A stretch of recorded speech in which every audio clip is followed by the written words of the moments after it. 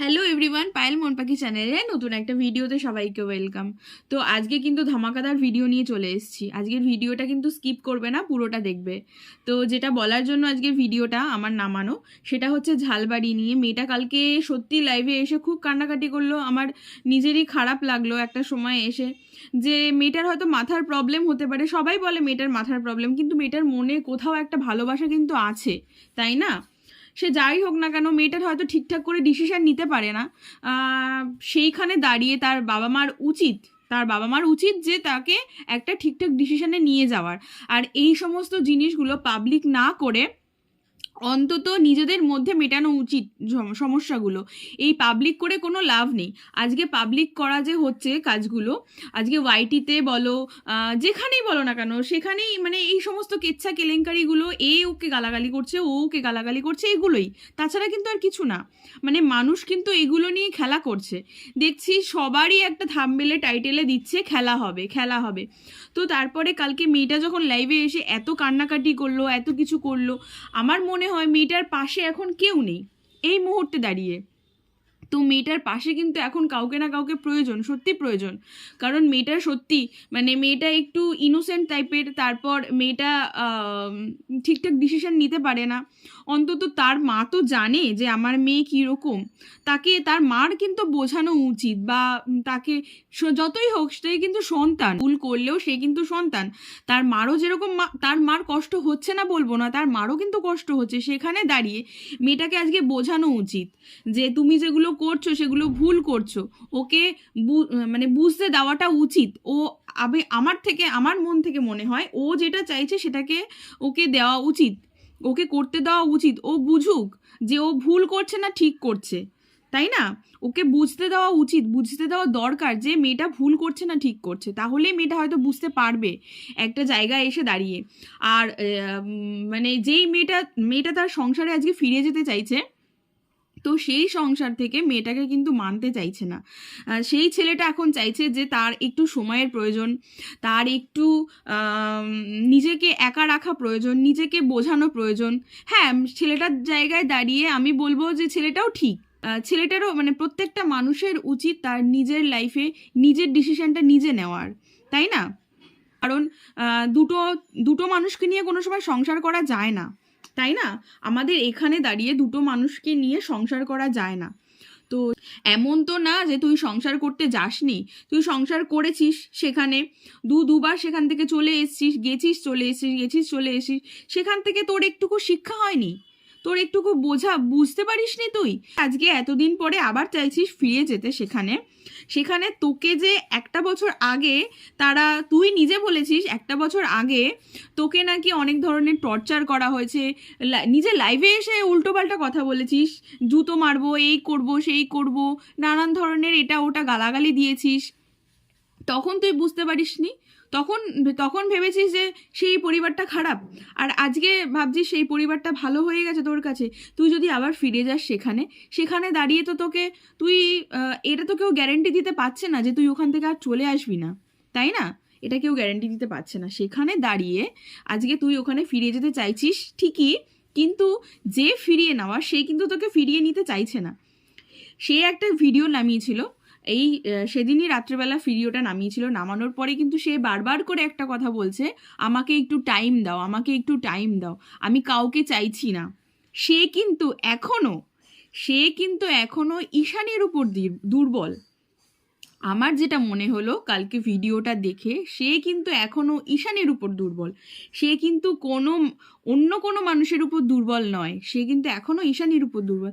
আমার মনে হয় তার মনে হয়তো কোথাও একটা ঈশানী দাগটা কেটেছে। সেখানে দাঁড়িয়ে তুই যেই সংসারটাতে ফিরতে চাইছিস সেটা কি তোর সংসার? আমার তো মনে হয় না যে তোর সংসার। সেখানে দাঁড়িয়ে এতগুলো দিন পরে মানে তার পুরনো গার্লফ্রেন্ড ফিরে এসছে। পুরনো গার্লফ্রেন্ড ফিরে আসার পরে সে হ্যাপি ছিল, তোর সঙ্গে কিন্তু একটাও যোগাযোগ রাখেনি, কোনো টাচ আপে ছিল না, কিছুই ছিল না, যেটা আমরা শুনেছি, যেটা আমরা দেখেছি ওয়াইটিতে। তো সেখানে আজকে সে তোকে ফিরিয়ে নিতে চাইছে না, সে তোকে বলছে তোর মাথা খারাপ, তুই দুদিন পরে আবার নাকি চলে যাবি, এটা কোনো গ্যারেন্টি নেই যে তুই থাকবি সারা জীবন, কোনো কিছুই সে করতে চাইছে না তোর সাথে। তাহলে তুই কেন ওখানে ফিরে যাবি? আর আর যে কালকে কথাগুলো শুনলাম, মানে সত্যি তোর জন্য খারাপ লাগছে, খারাপ লাগছে না তা বলবো না, খারাপ লাগছে। তোর এখন মাথা ঠিক নেই, তোর এখন মাথা কাজ করছে না, এটাই মনে হচ্ছে। তুই এখন তোর কাছের মানুষগুলোকে এখন পর ভাবছিস। মা বাবা সবসময় প্রত্যেকটা সন্তানের ভালো চায়, মা বাবা সবসময় প্রত্যেকটা সন্তানের ভালো চায়। তুই যে সেই দিন কথাগুলো বললি যে তোর মা তোকে ছোটোবেলা নিয়ে এসছে সেই বাড়ি থেকে, তো মেয়েটা যখন কালকে কতগুলো কথা বলল, যে সত্যি সেই কথাগুলো একটা মার পক্ষে খারাপ লাগারই বিষয়, যে তাকে ছোটোবেলা থেকে ওখান থেকে কেন নিয়ে এসেছে, সে যেখানে ছিল সেখানে ভালো ছিল, সেখান থেকে কেন নিয়ে এসেছে, তার তো মানে সে সেটা হয়তো বুঝতে পারেনি, এখন সে বড় হয়ে গেছে, বড় হয়ে গেছে। তার মা বলেছিল যে একটা ভিডিওতে চোখ ফুটে গেছে, হ্যাঁ ঠিক কথাই, এই কথাটা একদমই ঠিক, চোখ ফুটে গেছে সে বলেই সে আজকে ভাবছে যে যেই মানুষটা তাকে দুদিনের জন্য বেছে নিয়েছিল সেই মানুষটাই তার কাছে আপন। আমার মনে হয় তাকে ছেড়ে দেওয়া উচিত। সে যদি সেখানে গিয়ে ভালো থাকতে পারে থাকুক, তাকে সেখানেই থাকা মানে তাকে সেখানেই ছেড়ে দেওয়াটা উচিত। আর আরেকটা কথা বলি, যে তুমি এগুলো ঠিক বলনি, তুমি একদম ভুল বলেছো কথাগুলো, যে তোমার মা তোমাকে নিয়ে এসছে, তোমার মা তোমাকে অনেক ছোটোবেলায় নিয়ে এসছে, সেখান থেকে তোমাকে দাঁড়িয়ে লালন পালন বড় করেছে। হ্যাঁ, তোমার মার প্রতি কিন্তু তোমার একটা ভালোবাসা থাকেই, তাই না? সেখানে তুমি অস্বীকার করতে পারো না সেটা। আজকে তুমি যতটুকু ভালো আছো, যতটুকু যাই থাকুক না কেন, এখনের কথা বাদ দাও, কয়েকটা বছরের কথা বাদ দাও, আজকে সেই মানুষটার সঙ্গে যদি তোমার পরিচয় না হতো, একটা অন্য মানুষের সঙ্গে পরিচয় হলে পরে হয়তো এই প্রবলেমগুলো তোমার লাইফে আসতো না, তুমি তখন ভালো থাকতে, তাই না? সেই জায়গায় দাঁড়িয়ে তুমি কিন্তু তোমার মা বাবাকেই সাপোর্ট করতে, যে আজকে তোমাদের জন্যই আমি এই জায়গায় এসেছি।